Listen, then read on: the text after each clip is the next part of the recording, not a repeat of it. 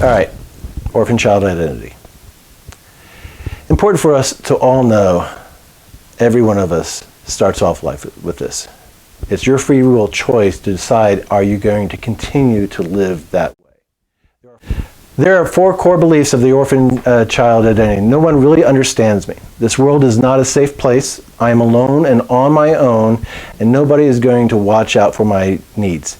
This is the core of what happens, and it emulates, or it lives itself out in 4 ways of thinking, or orphan child thinking. They are, first of all, guilt, shame versus courage and vulnerability. Shame, as Brene Brown says, is different than guilt. Guilt says I did something bad, so it's connected to an action. I lied, I cheated, I did that. That was a bad thing. Shame drives every aspect of toxic behavior. Your fear, your lying, your mistrust, your all those aspects, because your shame has become your identity. Why? Because shame says you're not worthy of connection. You're not worthy to be around good people. You're not worthy to be accepted by God. You're not worthy to be involved in a relationship. Those things are no longer yours because of shame. Now, courage is what God wants for you. Courage and vulnerability. That's the opposite of shame, guilt, is the courage and vulnerability. It's the courage to say, I am worthy. I do believe who God calls me to be. I am worthy of connection. God does love me. I am willing to be vulnerable. I'm willing to say, I need help. All those things are the opposite, and what needs to happen. Are you being seduced by shame and guilt going into what the enemy wants you to do, or are you willingly pursuing a relationship with God, a romantic relationship where he says, I love you, you are my beloved child? The choice is yours. God will not violate your free will. The enemy will seduce you his way. God is enticing you, saying, come to me. I love you. You are worthy. You're my child. Trust and mistrust. I got to tell you, this is one of the ones I still struggle with. I grew up pretty much fatherless, and so that whole idea of not having that physical father was a really difficult thing to get through life when you're kind of facing life without that support. Now, I look back and I know that God protected and intervened on multiple times, but it's easy for me to go back and say, oh, I don't trust, I need to do it, I don't have the resources. It's all based upon that. I was at a men's retreat one time, and I was seeking prayer, and a friend came along me and we were chatting, and he called me on it. He goes, JR, you don't trust God. And it was like, oh, he is right. I don't. I don't trust him to heal my son. I don't trust him to take care of my business. I don't trust him to provide the resources for BrushFires. I'm trying to get past it, but you get dragged back. The enemy will seduce you back into that area of mistrust. The next one is powerlessness and powerfulness. Do you have the authority? Do you have the power? Do you have the resources to be able to accomplish what God wants you to accomplish? It is wealth mentality and poverty mentality. Poverty mentality says basically, there's not enough for me, so I need to grab that extra portion. I need to hoard. I need to protect my own and not share the wealth, because there's not enough to go around. God is the author of all things, and he is the owner of all things. There is nothing that he isn't willing to give you when you need it, when you ask for it, but mostly when you need it. Fear versus love.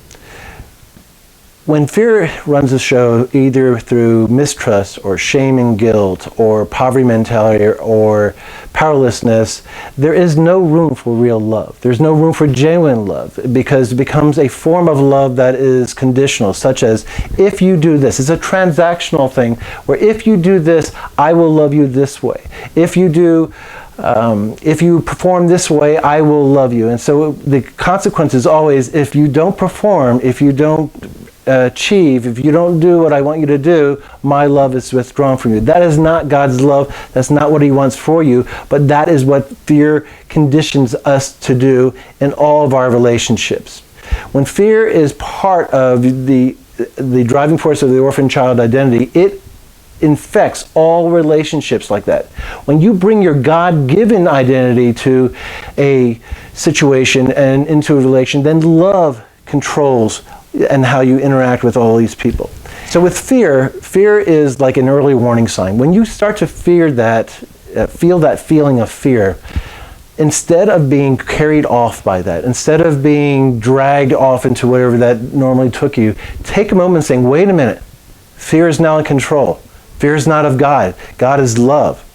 Instead of reacting out of fear, what you need to do is use that as an early warning sign saying, hey, I'm being manipulated. Stop it. Turn to God at that moment in time. Remember, God is I am. He wants you to make that decision now, here and now, about turning to Him. So when you experience that fear, it's not about reacting and running away and hiding or doing all the other things that you did in fear in the past. It's about saying, wait a minute, I'm being manipulated. God's still in control. God still loves me. Turn to God. God, take this fear from me. Show me how I need to respond in this moment.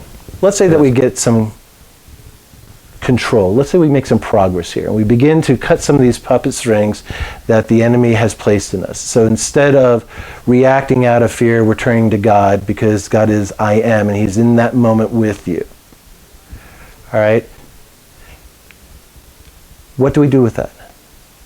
Well, first of all, we start to begin to walk in our purpose. We start to become who God created us to be. The church, the universal church, all of our churches, function in a certain way, but we don't function in a unified way. A unified way would be where all parts of the body are elevated to their proper place, and all parts of the body are performing what God wants to accomplish through them. In BrushFires, we say unity is diversity with understanding, which means if I'm a high maximizer and I look at a high creative, I don't say, oh, there's somebody that's going to ruin my plans and mess up my way of running things. No, what we say is, wow, that person is so creative. Their ideas, look what it did and how it accomplished that and what God was able to do with that. We look at each other and we say that the diversity in those individuals are not things that are problems, but those are things that God wants to accomplish through them. And He's going to work differently through that person than He's going to work through you.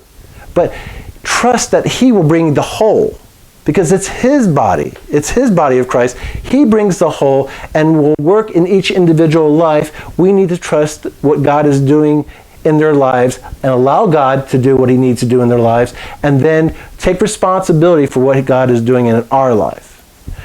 Finally, if you find yourself with the mindset of saying that I'm doing this for God, stop.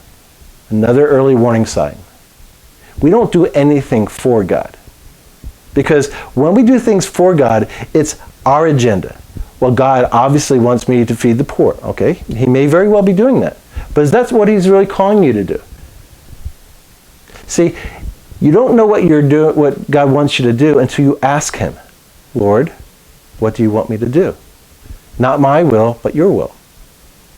See, when you're doing things with God, it's His authority, His power, His way of accomplishing things. Remember in the Bible it says that there are those who are going to say, Lord, Lord, we did all these things in your name.